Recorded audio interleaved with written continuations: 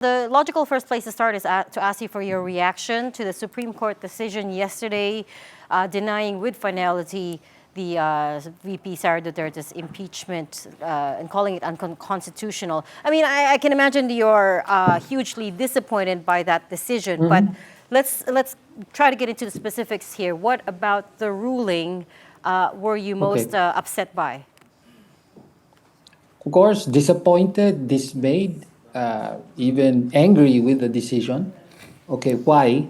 The Senate President said impeachment is now an impossible dream. My take on that is impeachment will be impossible if the Supreme Court keeps intervening in impeachment and keeps changing the rules. So this is what has happened here, is that even from decision to decision, they changed the rules among themselves.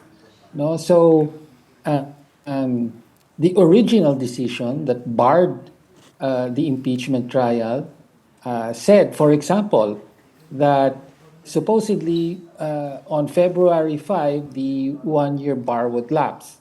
Okay, because they cited a particular reason, their inaction of Congress is what triggers the one-year bar. But now in the motion for reconsideration, they changed their interpretation of rules, or they made up another rule and says, no, actually, session day means calendar days, therefore, the reckoning date will be different. And now, as you just mentioned in your report, January 14 will be the time when the one-year bar lapses.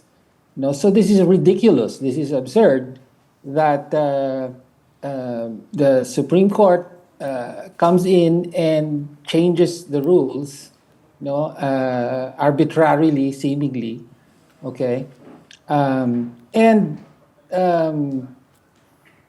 it should be emphasized how absurd the situation is, that supposedly that original decision was a unanimous decision. Everyone agreed on it. And the reaction to that decision was almost universally that the Supreme Court overreached, went beyond the Constitution by requiring so many additional processes for the second mode, which is supposed to be a fast-track mode, practically requiring another set of hearings before the articles of impeachment could be fast-tracked.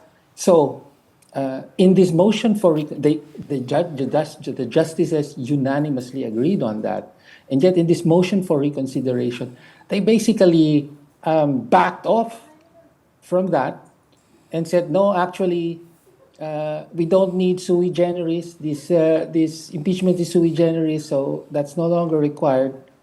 But yet they were still able to find a new reason, or come up with a new reason to declare the impeachment trial unconstitutional. In this case, I was listening to the report. One attorney was saying, wala naman daw dinagdag sa konstitusyon ang Supreme Court with this decision. I beg to differ, they did. And this has to do with initiation of a complaint. According to this new ruling, an impeachment proceeding is initiated, de facto initiated, when the Speaker fails to act on an impeachment complaint in a timely manner, when the Speaker fails to include the complaint in the order of business within 10 session days, understood as calendar days. So that is something new. That initiation, the Constitution says no impeachment proceeding shall be initiated against the same official more than once within a period of 1 year. Initiation is an act of Congress. So it's specifically its referral to the Justice Committee of impeachment complaints.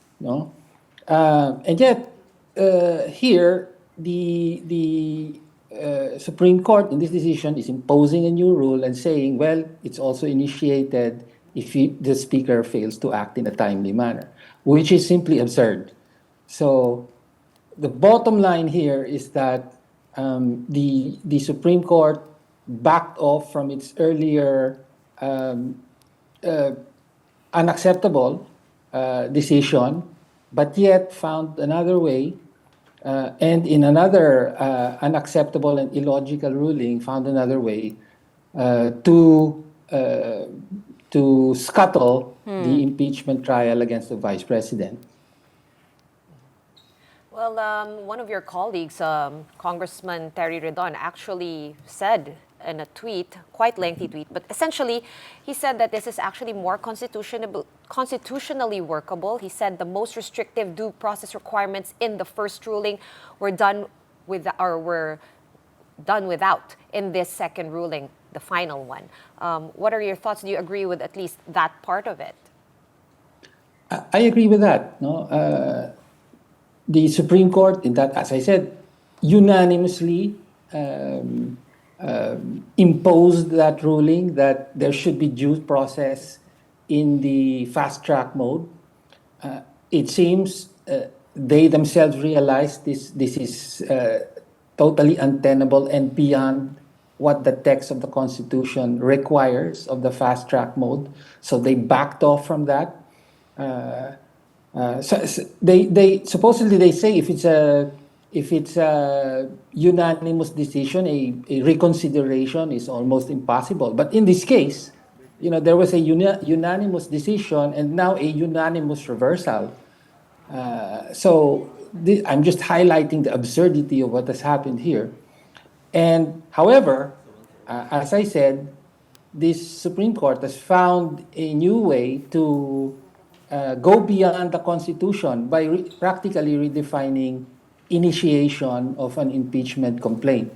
So now it's no longer just a positive action of the plenary, either by referral of complaints to the Justice Committee or by the fast track mode, one endorsement by 1/3 of members.